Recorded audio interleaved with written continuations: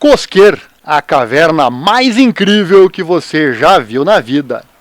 Descoberta há pouco tempo, sua entrada está submersa, a 37 metros abaixo do nível do mar, e infelizmente ela vai desaparecer. Roda a vinheta, que eu já volto com a informação.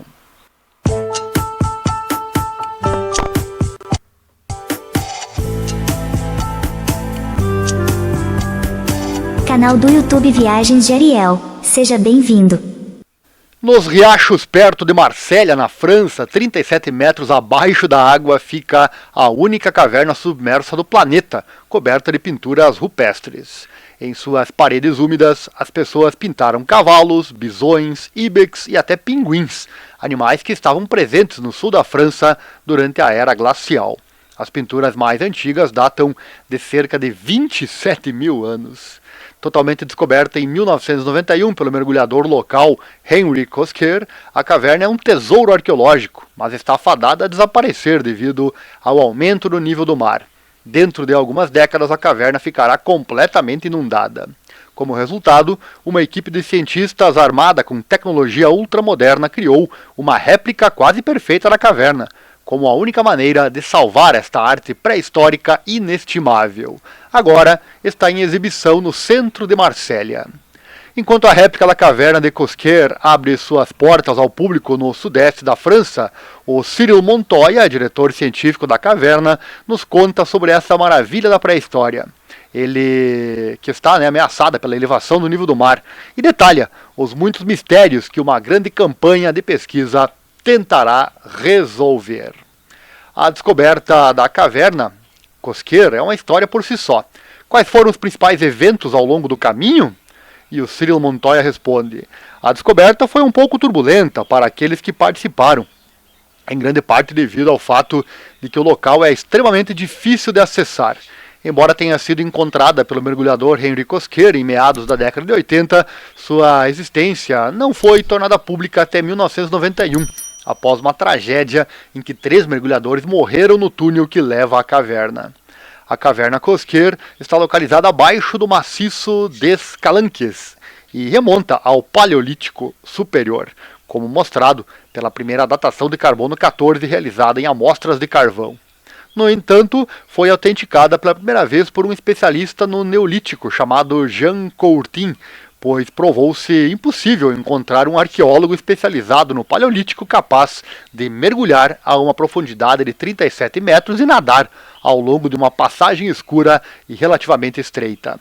Embora a França seja o país com o maior número de cavernas decoradas do mundo, nenhuma havia sido descoberta a leste do rio Rhône, na região sudeste da Provença, o que levou os pré-historiadores a questionar sua autenticidade por vários meses. No entanto, uma vez que essas dúvidas foram dissipadas, várias campanhas de escavação e conservação foram realizadas em 1992 e 1994, com a participação de Jean Clotes, um pré-historiador e especialista em arte rupestre. Outros especialistas seguiram o exemplo. A reconstrução da caverna, mais de 30 anos após sua descoberta, marca o fim de um ciclo, mas não de novas descobertas. O local certamente ainda tem surpresas reservadas para nós. E durante quais períodos pré-históricos a caverna foi visitada? A datação foi realizada em cerca de 40 amostras de resíduos de carvão coletadas no sítio de Cosquer, tornando-a, sem dúvida, junto com Chauvet, uma das cavernas decoradas mais completamente datadas do mundo. Ela foi visitada regularmente por vários milhares de anos, em um período que vai de 27 mil a 14 mil anos antes de Cristo.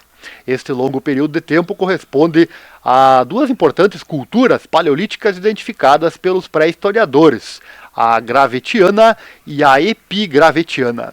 Os homens, mulheres e crianças cujas impressões digitais foram encontradas na caverna eram Homo sapiens sapiens, em outras palavras, eram idênticos aos humanos modernos em todos os sentidos.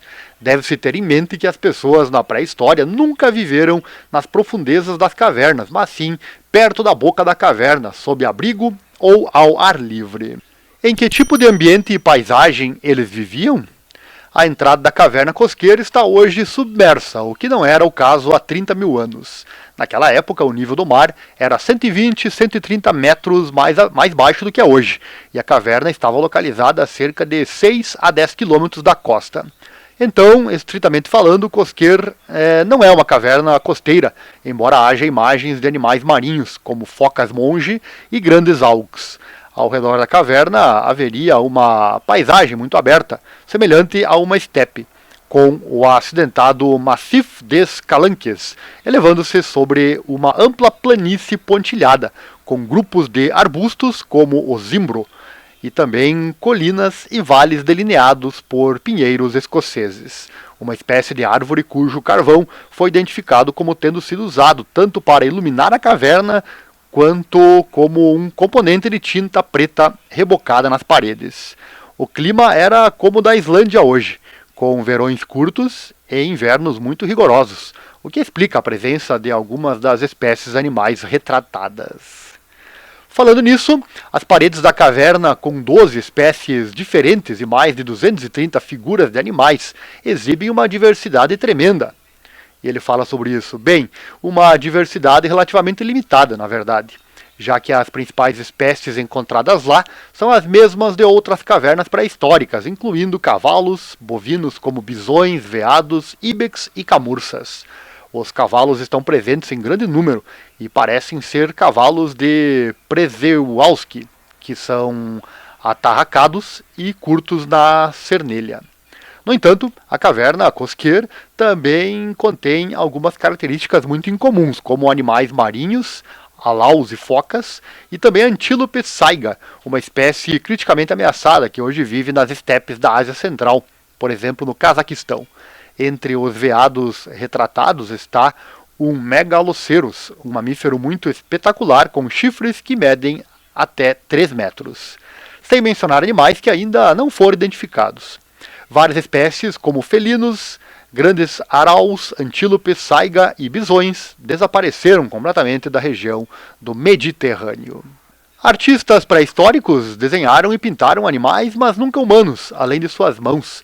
Deste ponto de vista, a caverna Cosquer não é exceção, e ele fala sobre isso. Este é de fato um dos muitos mistérios da arte rupestre, embora não seja totalmente preciso. Digamos apenas que representações de humanos são muito raras. Na caverna Cosquer há um exemplo possível, uma gravura chamada O Homem Morto, uma figura humana com uma cabeça semelhante à de uma foca.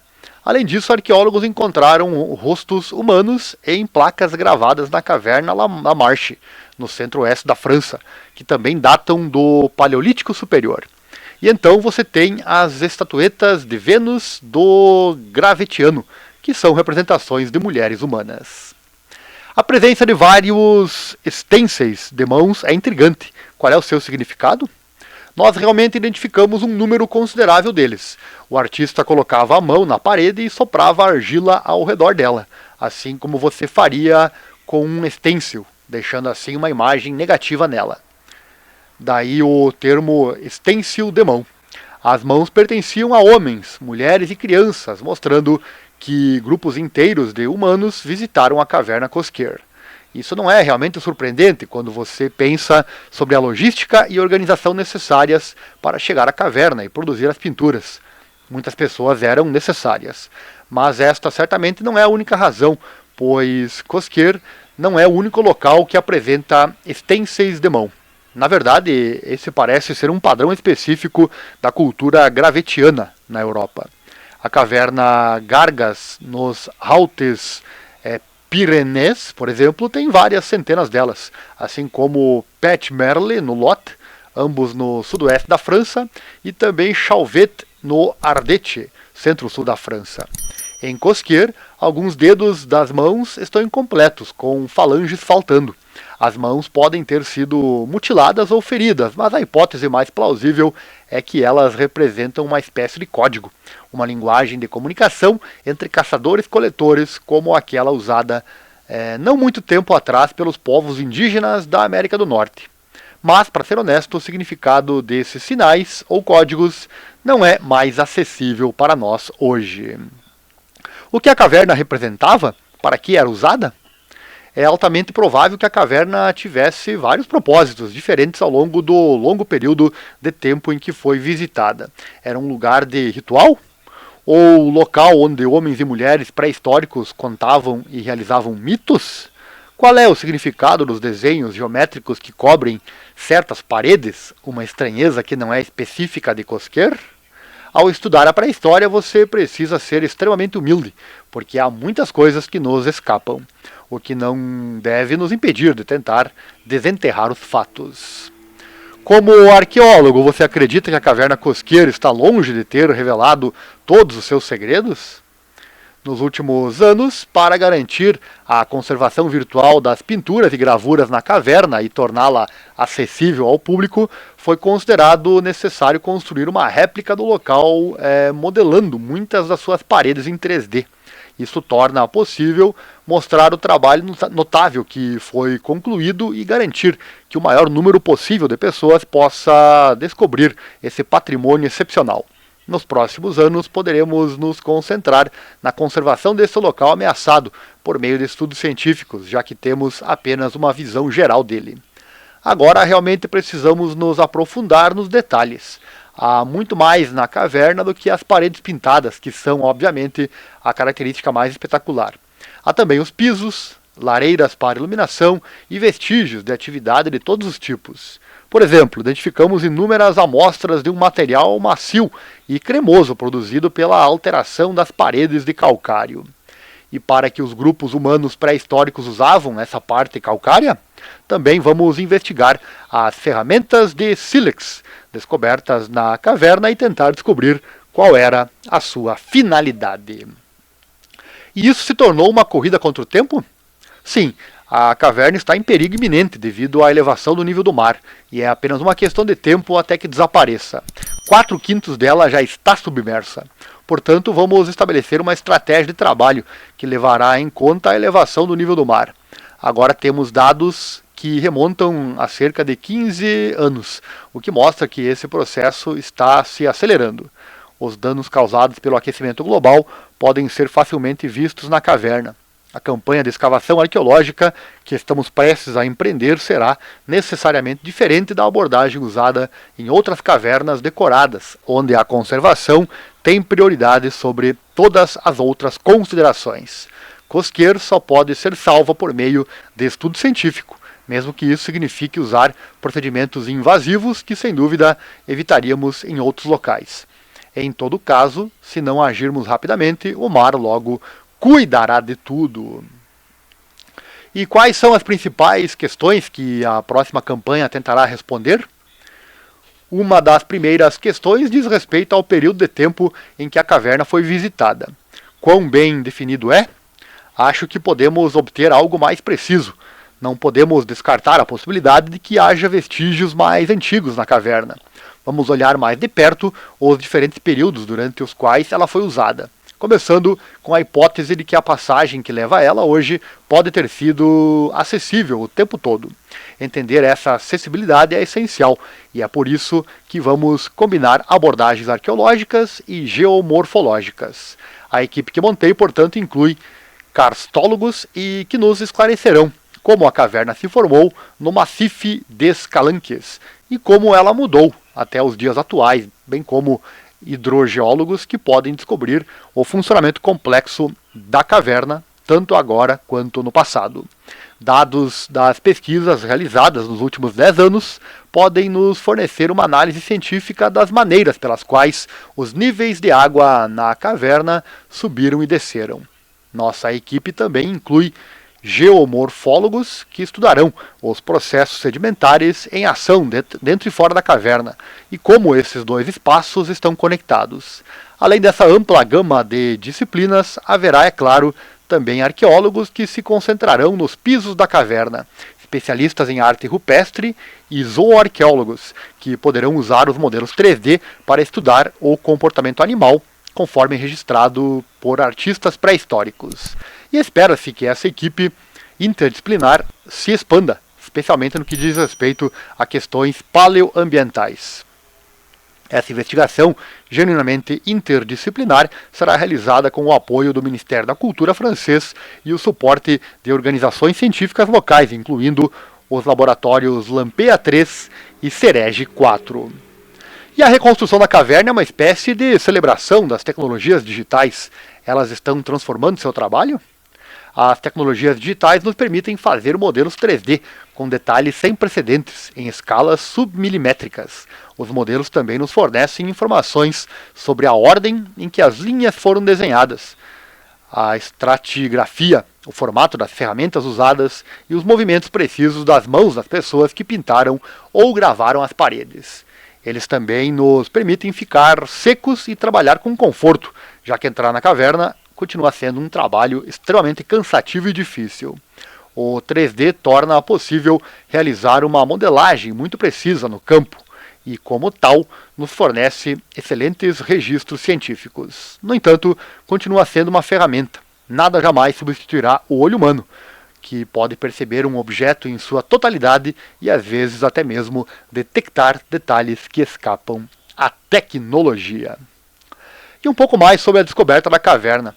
O Henri Cosquier, um mergulhador profissional em Cassis, localizou a entrada submersa da caverna, que lhe havia sido indicada por um amigo mergulhador em 1985. Nesse mesmo ano, ele explorou progressivamente a galeria submersa sozinho e depois com um amigo e instrutor de mergulho de seu clube até chegar ao Stratum, a parte onde a galeria se estreita e gira 90 graus para abrir um lago subterrâneo. Cosquier voltou sozinho uma vez, em 1985, e descobriu o lago subterrâneo, mas uma quebra de lâmpada o forçou a recuar e ele ficou com um bom susto. Em junho de 1990, Cosquier pediu ajuda de dois mergulhadores de caverna belgas, os irmãos Bernard e Mark van Espen, que tinham vindo mergulhar em Cassis. Seguindo as instruções de Cosquier, os dois irmãos encontraram a entrada da galeria a 37 metros no sopé da Pointe de la Voile, perto de Cap Morgeau. Eles seguiram a galeria ascendente, nadando lenta e cuidadosamente perto do teto da galeria, para evitar levantar as partículas de lodo e sedimentos de argila fina que cobriam o chão, a fim de não comprometer a visibilidade subaquática para evitar o assoreamento. Eles chegaram ao lago subterrâneo encimado pelo sino de ar visto por Cosquier em 1985.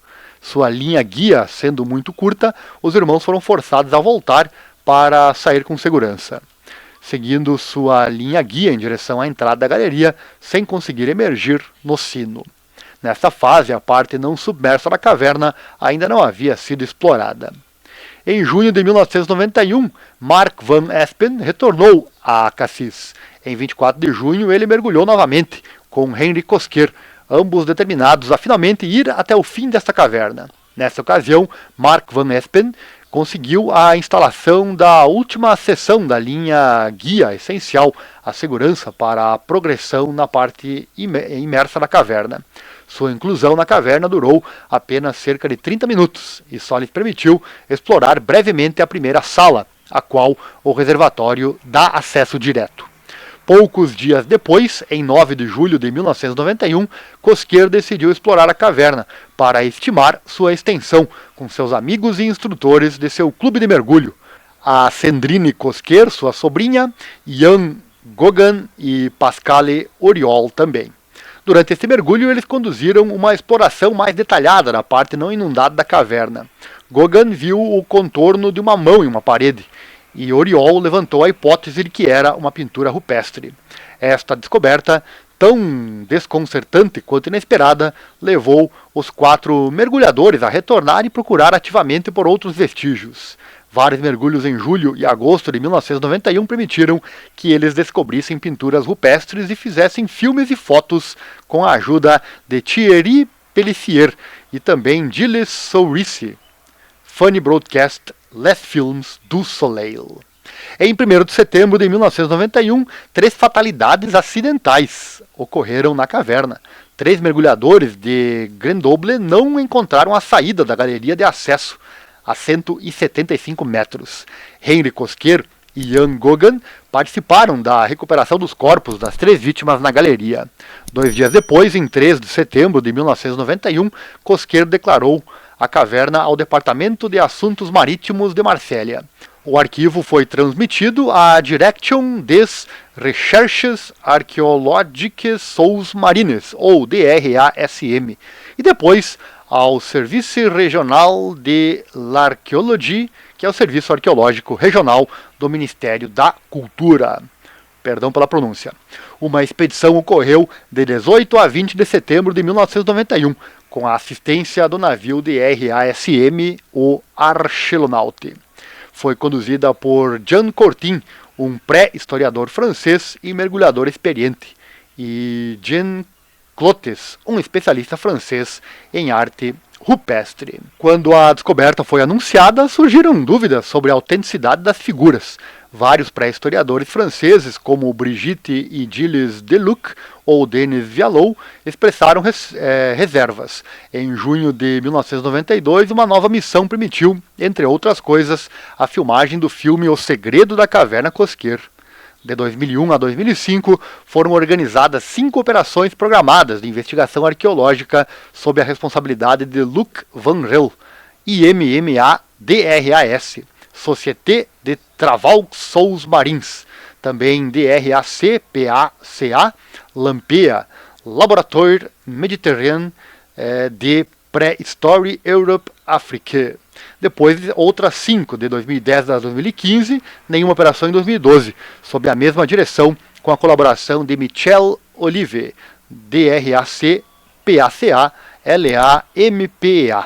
O Ministério da Cultura e Henri Cosquer estão envolvidos numa disputa que se baseia na Lei sobre Arqueologia Preventiva de 17 de janeiro de 2001, que concede ao inventor uma compensação, um pagamento único ou um esquema de participação nos lucros de 30 anos, paga pelo operador com base na avaliação do interesse arqueológico da caverna. Henri Cosquer também reivindicou uma recompensa e a recuperação de parte do produto da venda de livros de fotografias da caverna. E um conteúdo rico como esse nos dá a certeza de que vale a pena continuar com esse trabalho aqui na internet. Essa maravilha, infelizmente, vai desaparecer, mas permanecerá viva graças à virtualidade. Mas, como dito no texto, jamais será como o olho humano, mas dá sim para ter uma boa ideia. Sério que você chegou até aqui no fim desse vídeo? Deve ter gostado então, né? Deixa o like, se inscreva, compartilhe com os amigos. Assim o canal cresce e pode continuar trazendo esse trabalho de informação com credibilidade sempre, e ela chegar também a mais pessoas. Estamos sempre aqui pesquisando informações novas para trazer aqui no canal para você. E caso goste da nossa forma de contar sempre as notícias com credibilidade, puder e quiser contribuir financeiramente para o nosso canal, nosso Pix também está aí na tela, tem o QR Code e também a nossa chave, que é o e-mail. Você pode doar qualquer valor. Mande junto com os comentários do Pix a sua opinião, sugestão, e eu falo de você no próximo vídeo. Quem sabe sua sugestão vira vídeo também aqui no nosso canal, né? Quer aprender a investir o seu dinheiro de verdade? Mais uma dica esperta do nosso canal para você. Eu vou deixar, tá aqui na tela, né? Vou deixar aqui no link na descrição. Clique nesse link que está em nosso site particular, leia o que está escrito lá, e se você gostar do que vai ver, entre em contato conosco. Eu tenho certeza que você vai me agradecer no futuro, pois vai mudar drasticamente a sua vida financeira. É bom, né? Então, leia o que está nesse link e entre em contato conosco. Esse é o canal Viagem da Ariel. Muito obrigado por ter assistido. Um abraço e até uma próxima oportunidade. Lembre-se, a informação é o que nos move. Valeu, obrigado, um grande abraço e até a próxima.